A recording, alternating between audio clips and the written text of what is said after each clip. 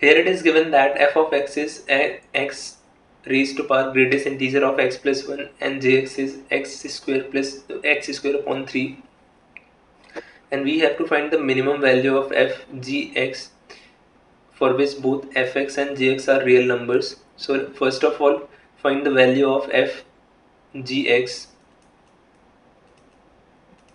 which comes out to be x square upon 3 raised to power greatest integer of x square upon 3 plus 1. Now we have to maximize the value of f of g of x. In order to maximize the value of this quantity, we have got to minimize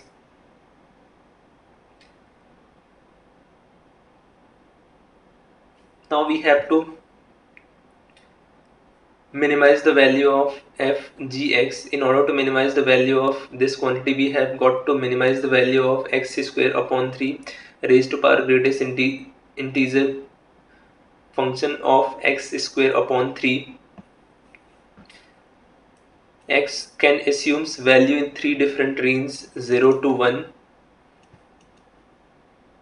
1 to infinite, and minus 1 to minus infinite. So let's check these three cases one by one. When x is 0, the value of f of x will be 0, and greatest integer function of 0 square upon 3, that is 0, will be 0 plus 1. As we know that 0 raised to power 0 is not defined, it means we cannot have a value of f of g of x at x equals 0. But when x is anything between 0 to 1 excluding 0, the value of x square upon 3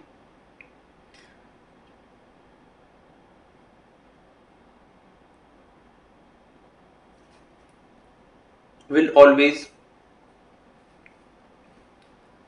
be 1, as in these cases x square by 3 will be a quantity less than 1 but greater than 0, so its greatest integer function will be 0.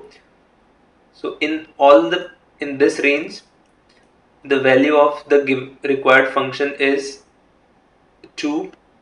Come to the next range.